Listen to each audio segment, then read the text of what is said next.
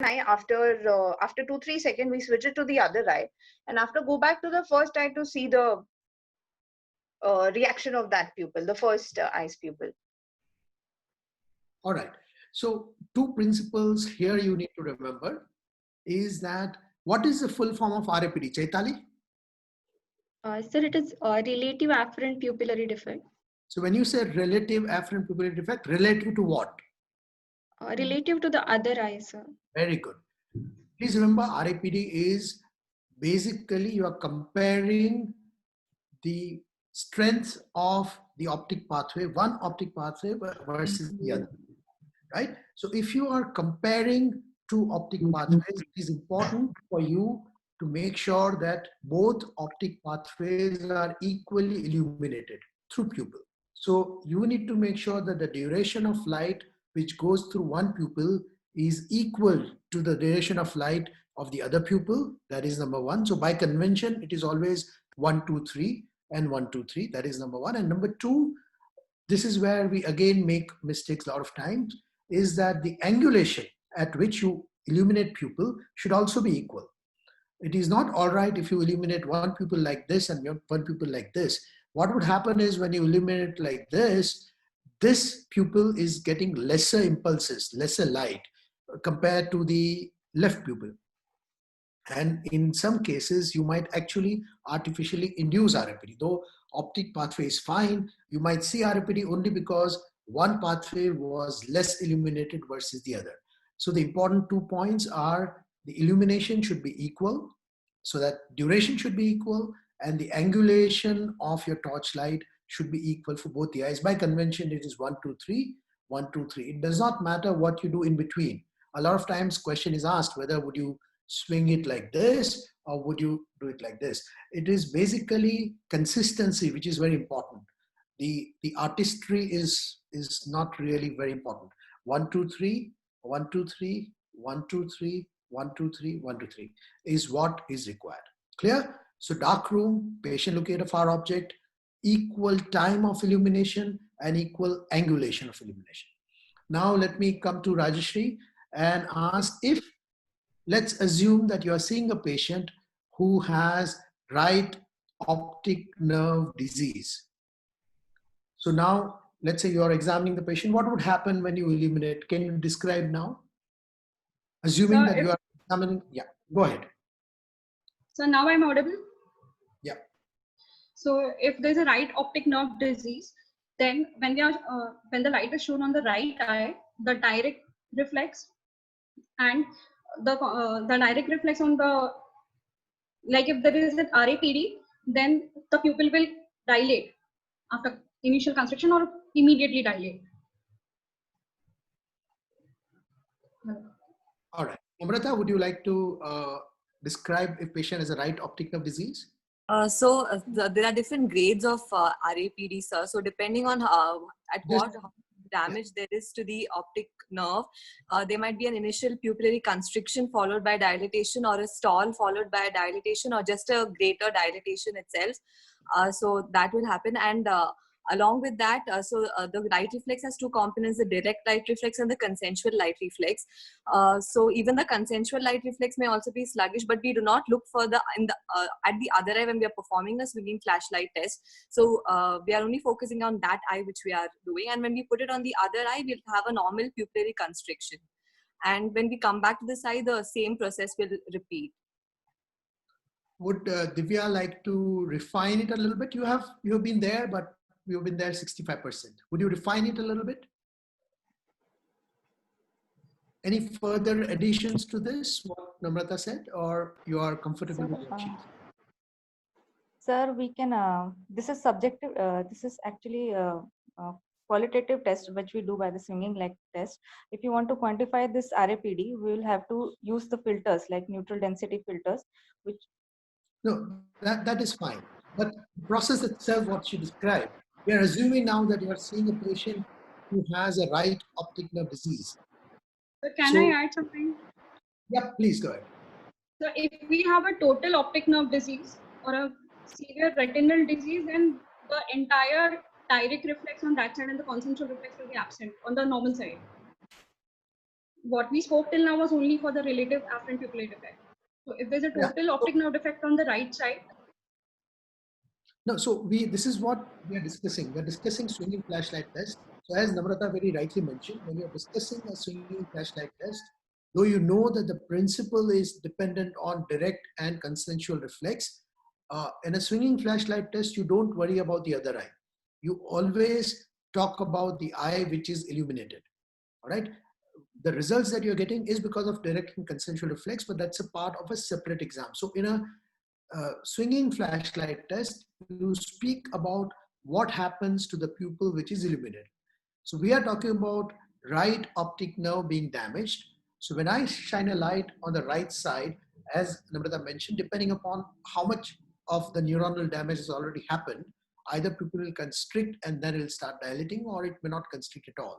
So that's what you'll observe in the right eye. Now when you swing it, 1, 2, 3, you come to the left eye will start constricting, or it will constrict further. It will have constricted, but it will not have constricted fully because the right optic pathway is damaged. So left eye will start constricting or will constrict further. From here, now you go back to the right eye where the optic pathway is damaged. Now, because right pupil would have fully constricted, when you come here, it will start dilating. It would have constricted fully because the left optic pathway is fine. So when you come here, it will start dilating. Go here, it will start constricting. Come back here, it will start dilating. So that's the description of RAPD in somebody who has a right optic pathway lesion. Now, let me also correct one mistake which a lot of us make when we are performing swinging flashlight test. Let me ask Chaitali, would you place a hand like this when you're performing a swinging flashlight test? Is it necessary or not necessary? So it may not be required. Correct, it is not required. This hand, keeping hand here would come into play if you are asked to demonstrate direct and consensual reflex. Then you need to place a hand and you are demonstrating to the examiner that whatever is in the other eye which is not illuminated, is purely a consensual reflex. In a swinging flashlight test, you just swing across between two pupils. Keeping a hand here is not necessary. All right, clear? So we have spoken about what is an ideal way of performing a swinging flashlight test. And we took an example of somebody who has an optic pathway damage of one side, what would happen. Now let's, when would you see, Monica, when would you see a bilateral RAPD? Which disease would demonstrate bilateral RAPD? Monica? So as it is relevant, we don't usually see in both eyes RAPD. It is never seen. All right, there is no such thing as bilateral RAPD. If both pupils, both optic nerves are severely damaged for a long time, both pupils might be dilated, but that's not called RAPD, right?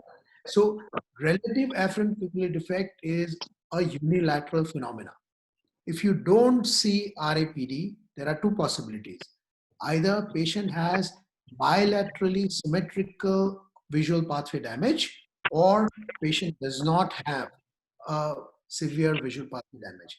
There is no such thing as bilateral RAPD, and RAPD is always present irrespective of the etiology if patient has a unilateral optic nerve disease. As you mentioned, it can also be seen in some of the retinal disorders, but we are talking about the optic nerve pathology or visual pathway pathologies here. So it is always present irrespective of etiology in a unilateral optic nerve disease, and it is never seen if patient has a bilateral symmetrical disease. There is no such thing as bilateral symmetrical RAPD.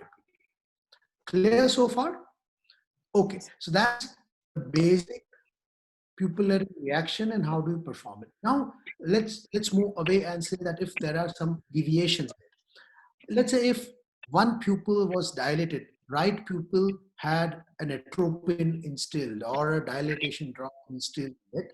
Now, can you perform a swinging flashlight test? And if you perform it, how would you interpret the result? Chaitali, right pupil is dilated, not available to you. Now let me give you a scenario. Right pupil is dilated because of pharmacological installation, and patient also has a right optic nerve damage. What would you see? Can you perform swinging flashlight test? Yes, sir, we can still perform a swinging flashlight test. You check the direct light reflex, but because the pupil is dilated, we cannot see. But the consensual right reflex will in the other eye will be absent. And if you go to the normal eye, uh, so you see your direct light reflex there. All right. So again, avoid this confusion. This is quite common. We always end up getting this confusion because direct consensual. If you're describing swinging flashlight test, don't worry about direct and consensual. Keep describing the pupil which is illuminated. Yes, Rajeshri. So when we are seeing the normal pupil, if there is a optic disease in the affected eye, in the dilated eye, then in the normal pupil, when we throw light on that, it would be in the dilated state, which will start constricting after the light is shown. Because it was not constricted because of the when the light was shown on the normal eye. Okay. So if the right pupil is dilated, atropinized, then patient also has an optic nerve damage in the right eye. What will happen is when you illuminate the right pupil, you'll not see anything because it is atropinized. Because of the pharmacological reaction, the right pupil will not constrict. But right optic pathway is also damaged. When you go to the left eye, now it will start constricting because left pupil is available for you to observe and left optic pathway is fine. So it will start constricting. You go back to the right pupil, you will not see anything. Come back to the left pupil, it will start constricting or it will constrict further. So if right pupil is dilated and right optic pathway is damaged, you can still come to a conclusion by doing a swinging flashlight test. Namrata, let's reverse the scenario. Right pupil is dilated, left optic nerve is damaged. Can you? What would happen? Yes, sir. So when we put the flashlight on the right eye, since there's an optic nerve damage, and the other. Right pupil is dilated, optic nerve damage on the left. Yeah, so the right eye will not react to light since it is pharmacologically dilated, but the other eye will have constriction. So when we shift to this eye, there may be a further constriction which is seen. No, so I'm asking about right pupil. Oh which yes, is sir. dilated. There is a damage in that in the other eye, so it was not going to. We are not going to see a previously constricted pupil because of the consensual light reflex, which would have been there if the patient. So when you're talking about a swinging flashlight test, we are only describing a swinging flashlight test. Don't get confused with direct and consensual reflex. You are only talking about the pupil which is illuminated. So right pupil is dilated, right optic pathway is fine. Yes, sir. Left pupil pathway is damaged. You illuminate right pupil, nothing is going to happen because it's pharmacologically dilated. You go to the left pupil, now this pathway is damaged compared to the right. So this will start dilating. It would have constricted because right pathway is intact. Now when you come here, it will start dilating a little bit or fully dilate. Come back here, you're not going to see anything. Come back here, it will start dilating. So we spoke about both the scenarios, one pupil dilated and whether can you still perform a swinging flashlight test? Yes, you can. Please remember, as I said, without getting confused when you are performing or describing, you only describe the pupil which is getting illuminated. We know that the principle behind it is a direct and a consensual reflex, but if you start describing it when you're describing RAPD, one, you are using up a lot of time, and second, as happened now, you will keep getting confused. So please make sure that you talk about the pupil which is getting illuminated. All right, so we spoke about both these deviations. Now somebody was talking about the quantification. This is whatever we have said is a very subjective kind of quantification. So can you quantify RAPD and how would you do that objectively? Not like initial constriction, then dilatation, and that is a very, again, a subjective classification. What is an objective classification of RAPD? Chaitali? Sir, we can use neutral density filters. Okay. And Monica, how do you use it? How do you use a neutral density filter? Monica? No, sir. Pass. Pass. Namrata? So we place it over the normal eye and we perform the swinging flashlight test, and there are different neutral density filters available based on the logmar units. So we keep increasing it till the pupillary reaction is equal in both the eyes. and that logMAR unit corresponds to the amount of RAPD that the patient has. Absolutely right. So we make sure that what happens with neutral density filter, it's like an X-ray plate. So it reduces the amount of light which passes through the normal eye. So you basically equalize, you keep increasing the strength of a NDF to equalize the amount of impulses which is going to the brain. And when that happens, you will not find RAPD, as we discussed earlier. So neutral density filter is the way by which you would classify the RAPD. It is available in 0.3, 0.6, 0.9, and 1.2 logarithms. 0.3 is the weakest, and 1.2 is the most potent neutral density. So that's the objective way of really getting into RAPD. Let's talk about the second part. So that's about the pupillary reaction. We spoke about how do we perform a swinging flashlight test, what are the steps. Please remember, don't forget dark room and patient looking at a far object and you allowing patient to sit on a far object. We spoke about the method of performing swinging flashlight test, and we spoke about a couple of abnormalities and what would you observe or what would you find to perform a swinging flashlight test in those abnormalities. Let's talk about anisocoria. So what is the difference in the size of the pupil and difference in the reaction? Rajeshri? What is, I can't hear you. Can you repeat? What is the difference between size anisocoria and the reaction? What is the difference between the two? I mean, what pathway is involved in anisocoria? Difference in size is related to the autonomic dysfunction, while pupillary reactions are related to the pupillary pathways. Yeah.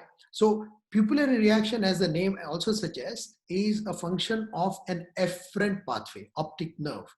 While, as you very rightly said, difference in pupillary size is because of an efferent pathway, which is managed by the autonomic nervous system, sympathetic and parasympathetic nervous system.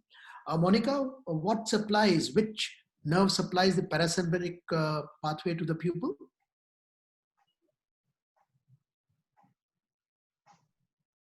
Can you unmute? Yeah. All right, we can't hear you. Chaitali? So short ciliary nerve supply. Coming from oculomotor nerve. Oculomotor nerve, yes. Parasympathetic comes from the oculomotor nerve, while the sympathetic is a sympathetic pathway. And if any difference is there in the supply of sympathetic and parasympathetic, is where one pupil will become bigger or smaller. Okay, so if you see a patient with difference in the size of the pupil, Divya, what will be the next step? What would you do next? Divya?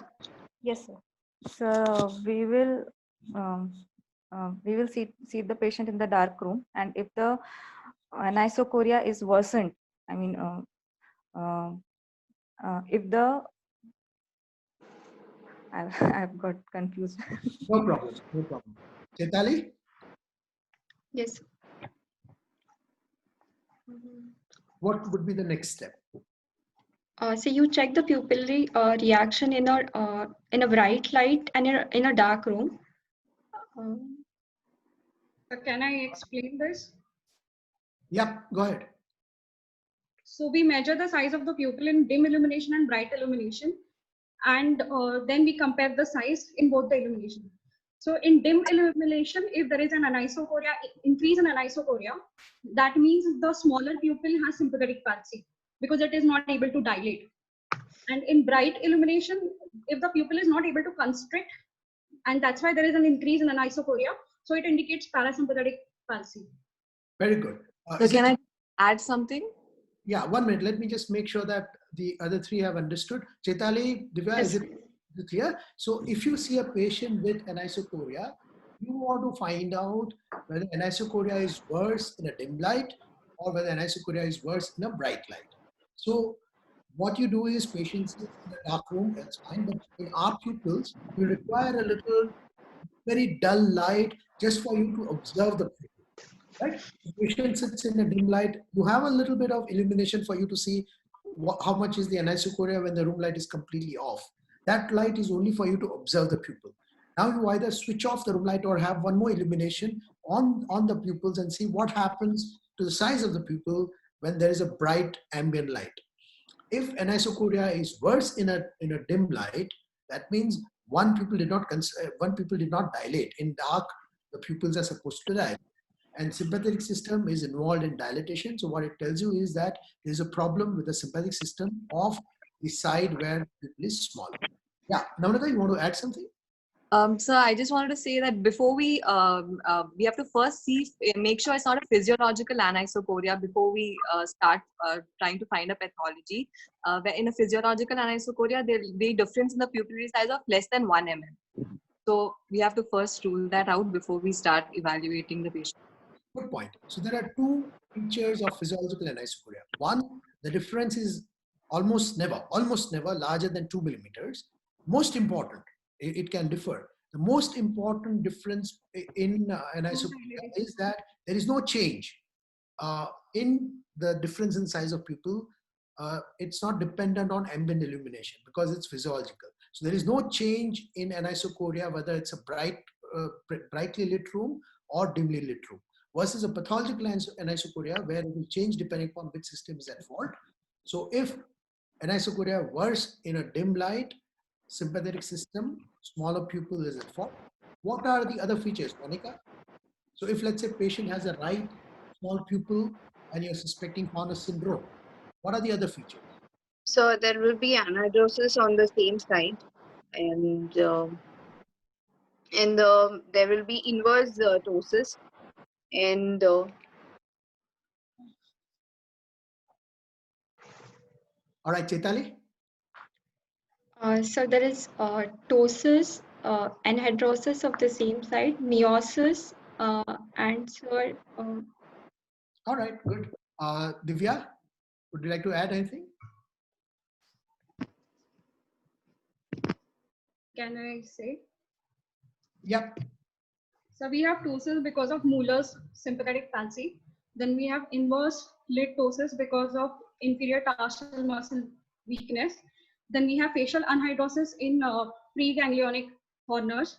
We have dilatation lag, so there is increase in anisocoria in dim illumination.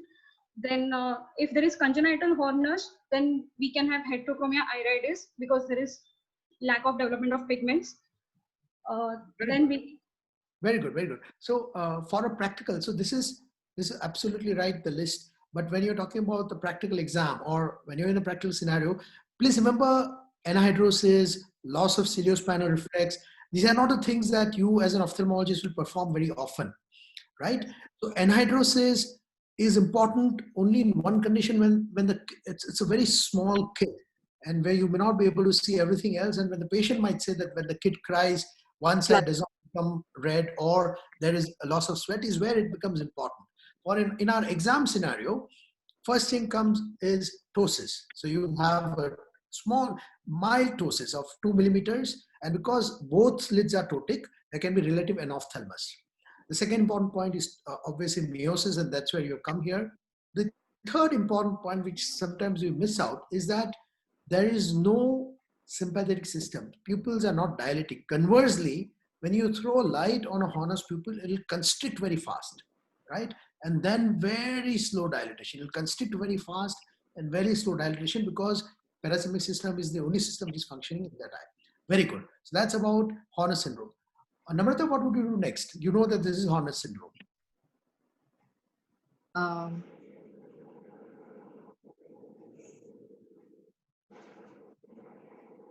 Yeah.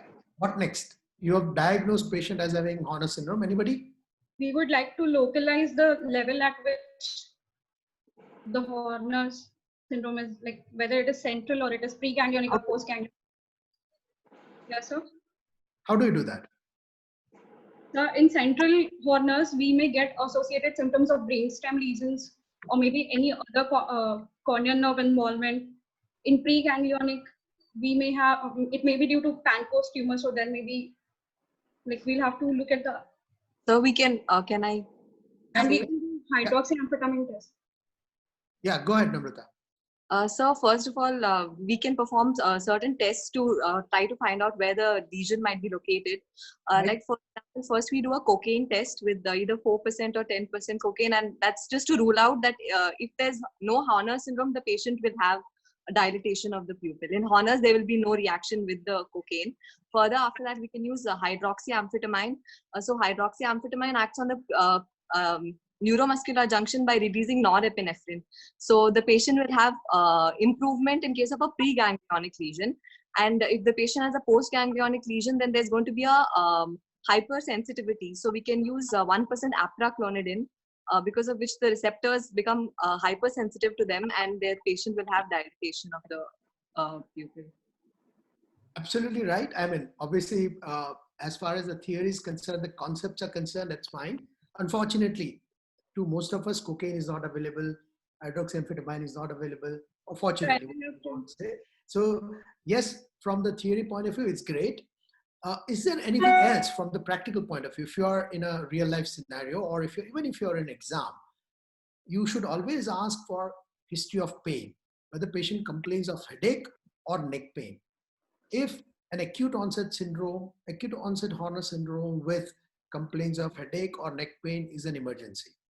Now, if acute onset Horner syndrome with a neck pain is an emergency because patient might be having a dissection of a larger vessel, which can happen either spontaneously in an older patient or because of a severe head or neck trauma in younger patients. So that's something which is very important. Remember, some of these patients might come to us first.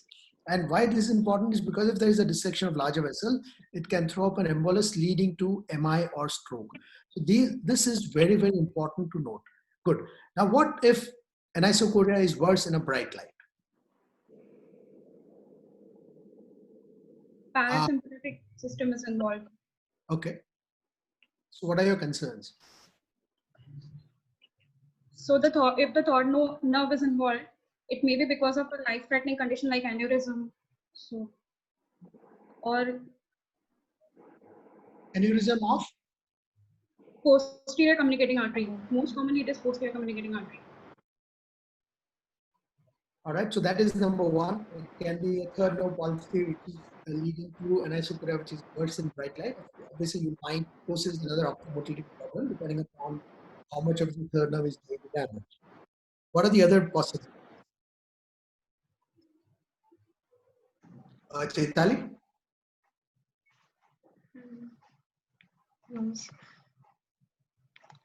Anybody else? So other possibilities are if patient has just instilled atropine in one eye, if there is a parasympathetic lytic drug which has been, so pharmacological, third nerve palsy, trauma, and something which is seen in middle-aged female, unilateral to begin with, can become bilateral later on.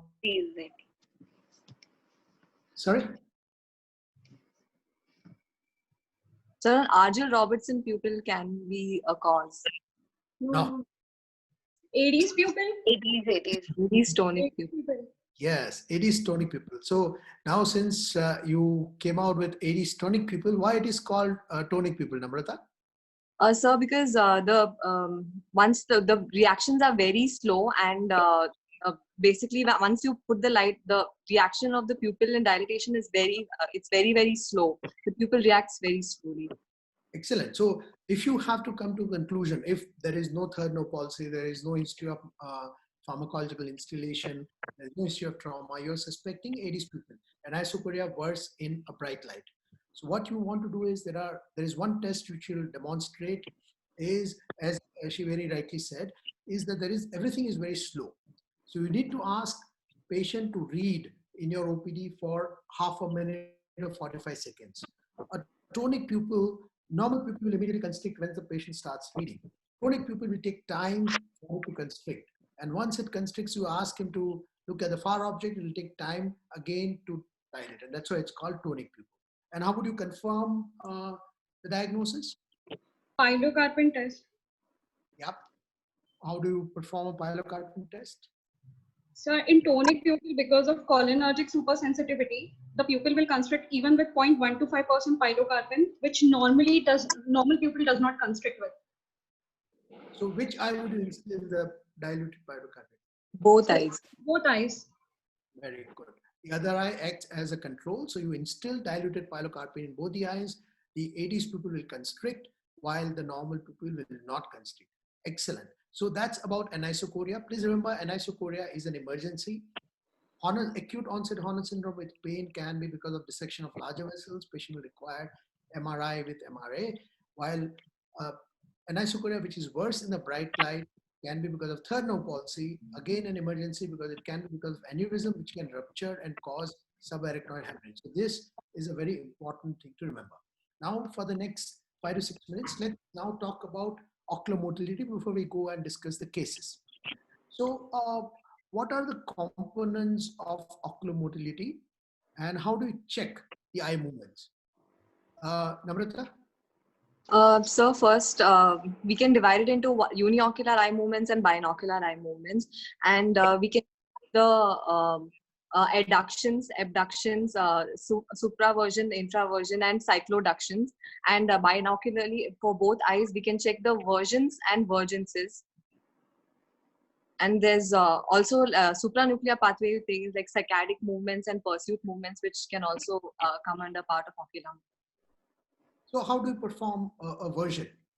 For neurology, both eyes together Yes, is it's what, how we, conjugate movement. They are conjugate simultaneous movements towards the same direction are versions.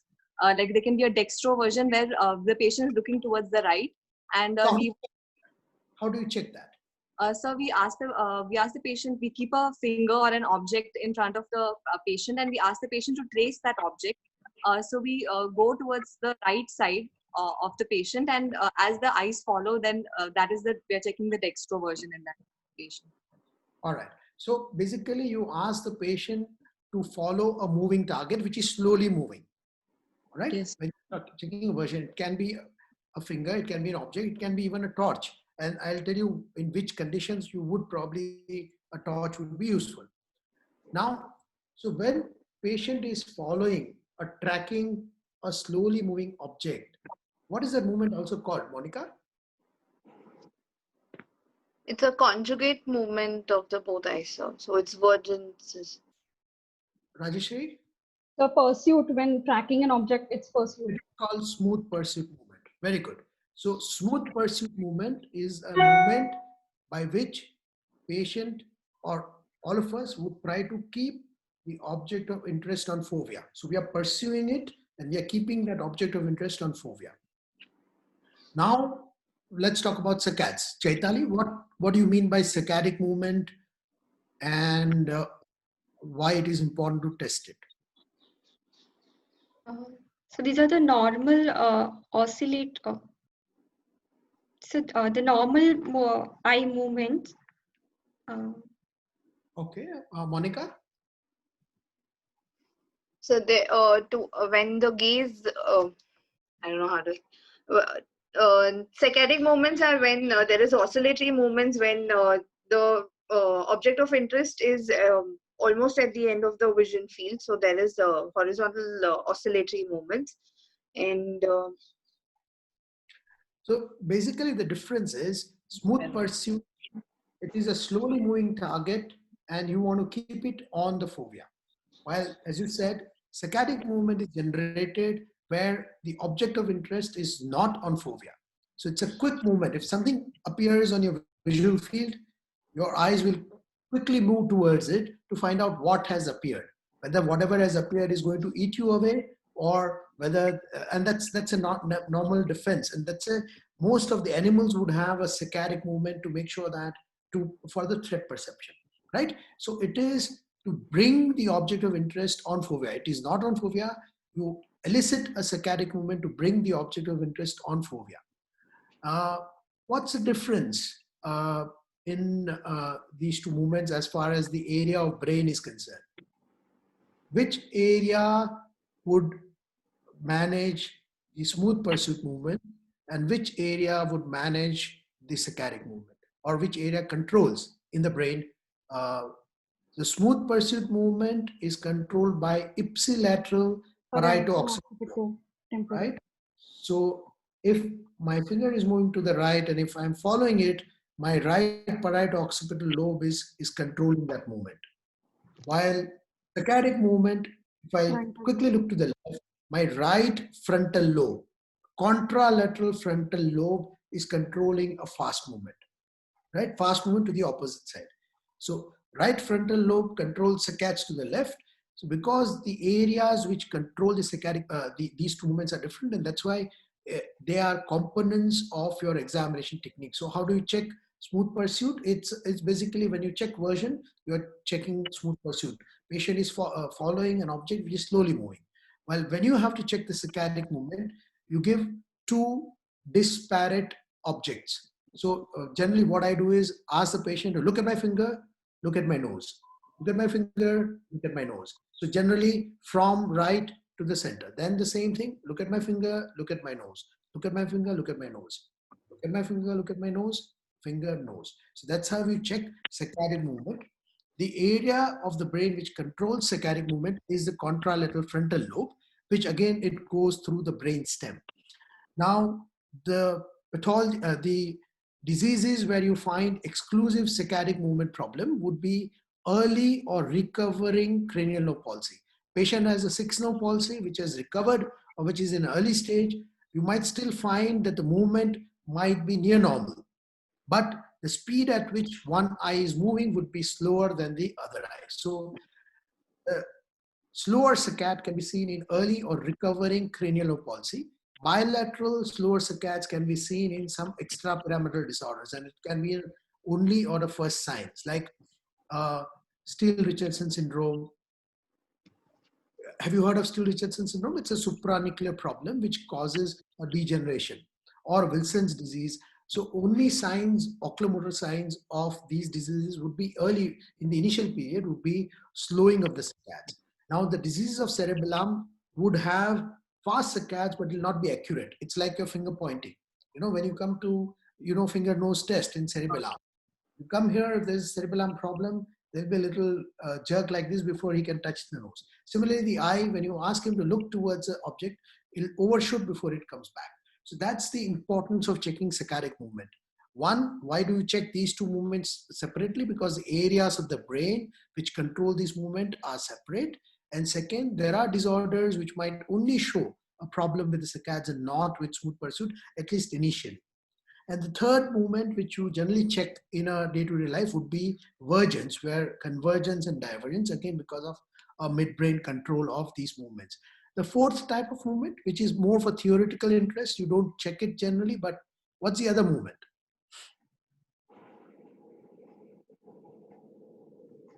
So this is all when you're very good. Dr. Pathan has already demonstrated it. The movement which all these movements when you're checking, you are asking the patient in the head, you always do this, keep your head still, right?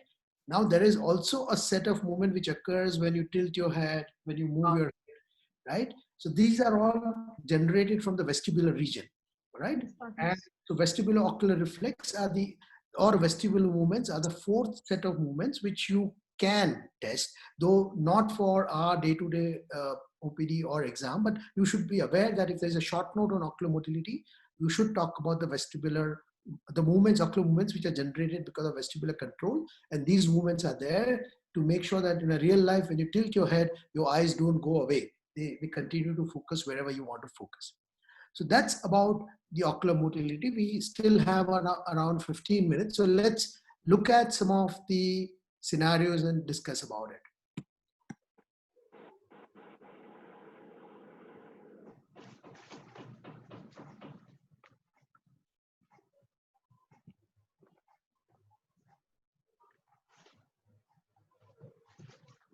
All right. So this is a patient. Can you see the photograph? Both the photographs? Would Namrata comment on it?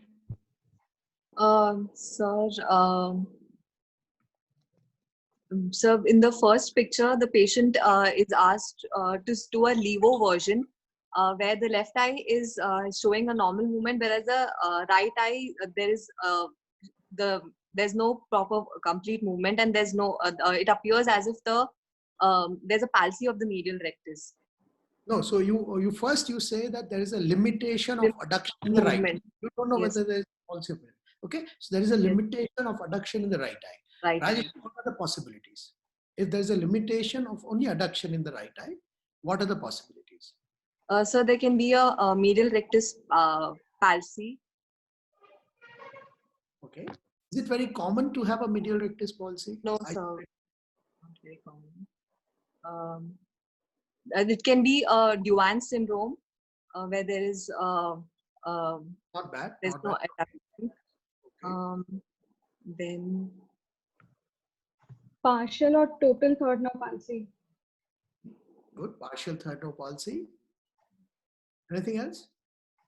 so in diabetes also there might be cranial nerve palsy. So That is third nerve, right? Adduction is third nerve. What you're seeing here is that right eye is not adducting, yes, sir. right? Anything else? In the second photo, we can see when the light is shown, it's First not. photograph. What is MLF? MLF. Medial Medial longitudinal longitudinal. palsy. So if there's a problem with MLF, what would you see? So on the side of medial longitudinal fasciculus lesion, we have deficiency of adduction, and we have abducting nystagmus of the other eye. That is called? 1.5 syndrome. But no, That's called INO. Internuclear. internuclear ophthalmoplegia. What is Babino? Wall-eyed bilateral internuclear ophthalmoplegia, in which we have damage of both medial rectus nuclei, bilateral medial rectus nuclei. Not bilateral, let's say, you should always say bilateral MLF. If there is a problem with bilateral MLF, is you'll find wall-eyed bilateral. And what is 1.5? So in 1.5, we have a damage to the PPRF on one side, and of the same side, MLF is also damaged. Excellent, excellent. So PPRF, So- which is gaze center, and MLF, and that's where only movement is abduction of the other eye. Otherwise, all Other eye. movements are gone. Very good, excellent. All right. This is a lady who had sustained a road traffic accident. She complains of headache and neck pain. And this is what you see.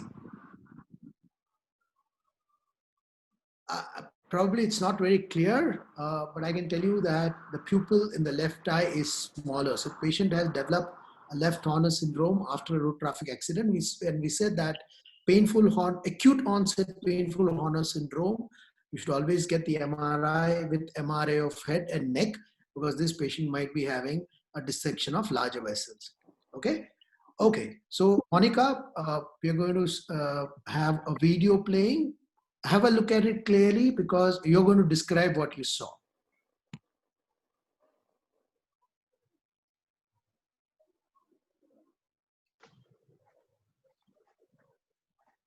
Looking to the left and looking to the right. All right. What did you see? Rest of the movement. So there appears to be a limitation of abduction in the left eye. That could be In the right eye. in the right eye. So that could be because of isolated sixth nerve palsy. So Very we don't know isolated. There is a sixth nerve probable diagnosis, sixth nerve palsy. sixth nerve Chaitanya, palsy. what would you do next?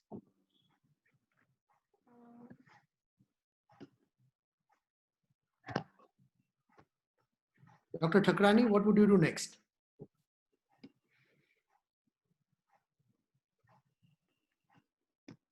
So we should. Yeah, go ahead. Go ahead. Sir, we'll rule out the causes of sixth nerve palsy, and the main concern will be there should not be the raised intracranial pressure. Okay. So please So remember, first, I know false localizing sign is you keep reading and that comes first, but that's not the first cause or concern as soon as you see, because that's generally bilateral. All right. So the first important thing here is to, as Monica was mentioning, is that is it an isolated? isolated. So what you have to do is to check that the fifth nerve, seventh nerve, and cerebellum are working or not working. How do you check for fifth nerve quickly? Corneal Corneal sensation. sensations. Rajeshri. So first, we can check the corneal sensations or sensations on the face. Lovely. Very good. Namrata, how do you check for seventh nerve? So we can ask the patient to raise their eyebrow to check for the frontalis action, or to fill air in their cheeks to check for the buccinator. Before that, as an ophthalmologist,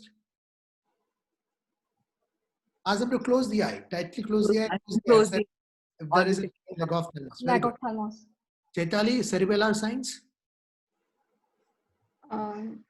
So you look for the see if there is any ataxia or anything. Very good. Fast So, pointing. as an ophthalmologist, you will also look for nystagmus. Nystagmus. Generally, cerebellar disorders would produce some kind of nystagmus, generally speaking. So, fifth nerve, seventh nerve. Monica, why seventh nerve is important? In a presence of a sixth nerve palsy, why seventh nerve is to be checked? Focal proximity. Sorry? So in other words, what areas in the brain sixth and seventh nerves are together? Yeah, the general sign. No, not. Rajeshri? in In nuclear regions, the sixth nerve and the fasciculus of seventh nerve are closely located. Very medulla. good. Along with that, we should also check PPRF, horizontal gaze, because that is also very closely located. Good. And any other area? In the fascicular lesions, also seventh nerve will be involved. In the Typically, two areas where sixth and seventh nerves are together. Very good, excellent. Pons, not medulla oblongata. Pons is where the sixth nerve nucleus is, and sixth and seventh nerve are together in pons. And the other region where both of them are together is CP angle. So in a sixth and seventh together in pontine lesion, you'll find a gaze palsy most of the time. While sixth and seventh together in CP angle, you'll find a nystagmus in the other eye or even a cerebellar signs. All right, good. All right. Now comes everybody's favorite, straight notary. So patient looking to the right, straight notary, left notary, and looking to the left. What happened? Could you see it? so could you play it again? again, yes, sir. Yeah, sure. Look at both the eyes very carefully. Straight notary, right notary. So looking to the right, straight notary, left notary, looking to the left. So there is bilateral limitation of abduction. Fantastic. This is where your favorite what? Intracranial Cranial pressure, pressure. increased This is likely to intracranial be, yes, this is likely to be False a false localizing sign. So what is important is to look at fundus carefully and see whether there is papilledema. Let's see if there is a papilledema. What would you do next?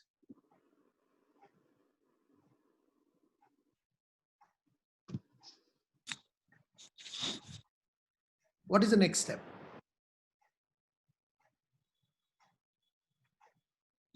MRI. MRI. MRI.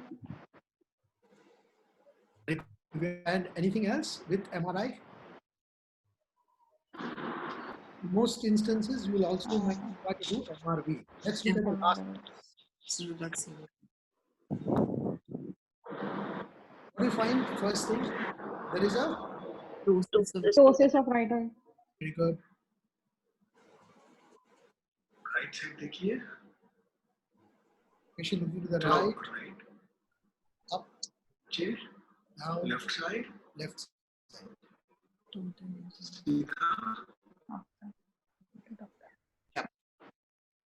Right eye, There is a third nerve. ptosis.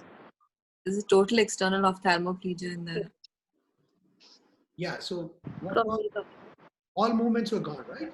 Yes, sir. Abduct, elevate, depress, Okay. or adduct. So it's not third now. All movements are Total. gone. All moments. That- Where would you localize the lesion? Cavernous sinus or What? What if I say orbit? Superior orbital fissure. orbital apex syndrome also. Superior orbital fissure. How do you differentiate between the two?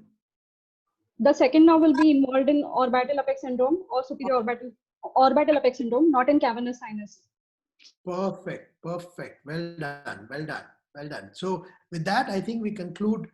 It's 1 hour now. So we have talked about pupil. We talked about pupillary reaction. We spoke about anisocoria. We spoke about what are the components of ocular motility that you check. And we also discussed few of the cases, abnormal cases like RAPD and isoporia, and few of the oculomotor problem. I hand over the mic back to, I would request Dr. Pathan, Dr. Radhakrishnan sir, Gitanjali, Sachin for their comments. It was excellent, Dr. Ashmin. This is a very tough topic, in fact. Pupil and ocular motility both are very tough topics. So he made it very simple for you. I guess all the 5 girls have benefited a lot. Many concepts are very clear. I would request Dr. Salim to add something. I would like to ask some pertaining questions regarding the RAPD to residents. In the RAPD, once the light is shown on the affected eye, the final result is the pupil dilates. It's a very simple question. Why the pupil dilates in spite of light being present there? So because So because since the afferent pathway is not working, there is no signal that is going to the Edinger-Westphal nucleus, and the parasympathetic pathway is not being stimulated in the affected eye. So why the pupil dilates even though there is light is there?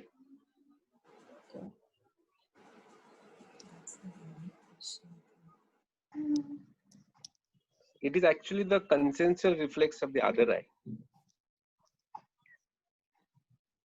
See, in other words, if the eye which is affected, it is getting only few impulses afferent, but it is receiving 100% efferents. So that is why it is called as relatively afferent pupil affections. The word relative is important, as rightly said by Dr. Rashmin sir. Understood? Am I right, Dr. Rashmin sir? Absolutely, absolutely. Good point. So basically what Dr. Pathan, and this is a very important point which he has stressed upon, and this is something which examiner also is looking for, is you should understand that if patient has a left RAPD, left optic nerve is damaged, when the light goes to the left optic nerve, why the pupil is dilating even though the light is there? The reason why, what he wants to stress is that when you were shining light on the right eye, because the consensual left pupil would have constricted. It would have constricted more than the strength of the optic pathway. Now we are coming here, the strength of this optic pathway is lesser than the right optic pathway, and that's the reason why it is dilating. Excellent point, Dr. Salim. So in other words, what we explain to the residents, that the right eye, the affected eye, when you shine a light, so the optic nerve is carrying only 50 impulses, if you take for example, and whereas the left eye, which is non-affected eye, is carrying 100 impulses. So you are comparing between 100 and the 50 impulses, and because of the comparison, you get this kind of disparity in assessment of RAPD. That's the only important point I wanted to explain to the students. Yes, excellent, excellent. Thank you, Dr. Salim. Another stock question of the examiners are, like in the presence of a third cranial nerve palsy, how do you test for a fourth cranial nerve? Yeah. Think that. Very good question. Usually asked by all examiners. Yeah, all examiners want the presence of a third cranial nerve palsy. How do you test for a fourth cranial nerve?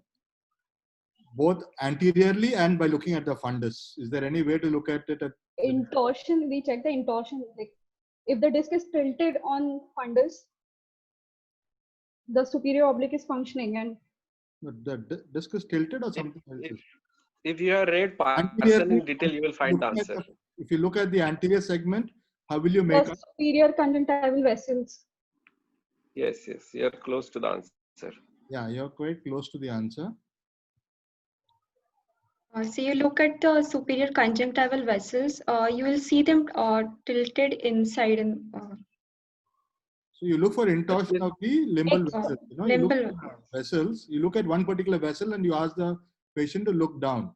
And when you ask the patient to look down, you will find that the blood vessel, the conjunctival vessel on that side, or the limbal vessel on that particular side will intort.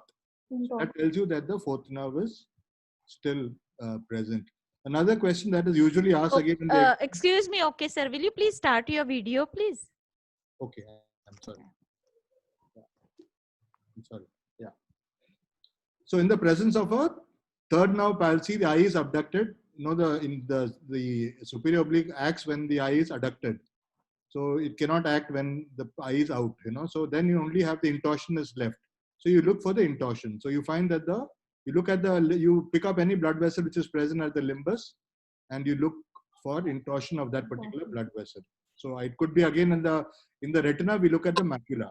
So we look at the position of the macula. So that tells you whether the eye is intorting or not. Another commonly asked question is, again, if you have a pupil sparing third nerve palsy, in an older person, you have a pupil sparing third nerve palsy, what are the important conditions that you will think about? And what are the important investigations that you will do? So Diabetes and condition like vascular. diabetes, basically vascular ischemic conditions. Yeah. Because the pupillary fibers are located more peripherally in the oculomotor nerve, so therefore they will be spared whenever there's ischemic diseases, as the vasa nervosum is located peripherally. So the outer part of the nerve will still receive blood supply and the pupils will be spared, but the inner fibers will be involved. So which are the condition, the systemic condition? Yes, sir, diabetes and hypertension. Yeah, so these are the important things, like two conditions. So will you investigate them? Will you get an MRI done? Will you get a CT scan done in these patients, or it's not required? In isolated third nerve with pupil sparing in older age group, we don't need to investigate them. We can investigate them for ischemic evaluation, but we don't need to get an MRI done in every patient. If it's complicated with other nerves, we can. It is usually solving, so we don't have to do an MRI and investigate the patient. Yeah, it's normally said that we don't have to investigate these patients. How about Dr. Rashmin? What would he like to say about these situations where? Yeah, there are two aspects. Beautiful questions and nicely brought about, sir. So you have to remember that when you say you will not investigate, let's say the scenario that sir mentioned, that somebody who is 65, he's a known hypertensive, he's a known diabetic, and he has come to you with a third nerve palsy. Always look for, and as you mentioned, look for the fourth nerve, look for the fifth nerve. Make sure that it's an isolated third nerve palsy, which is sparing the pupil, and in a patient who has a vasculopathic risk factors. You look for two things. One is he complaining of pain anywhere? Third nerve palsy with pain, you might still have to investigate. And second point, please remember that 86% of all the patients who have aneurysm would come to you with pupil involvement on presentation with third nerve palsy. What it tells you is that 14% would not have pupil involvement on presentation. So when you say that you would not investigate, please qualify your answer in the exam saying that I would like to check the patient back again after a week to see whether a slowly expanding aneurysm or a slowly expanding compression can develop anisocoria a little later in the disease. So a very important question that sir has mentioned here, and you have to know this, that you don't investigate, you don't ask MRI, ask for MRI in everybody. And at least from the exam point of view, don't say that you will ask for MRI in everybody.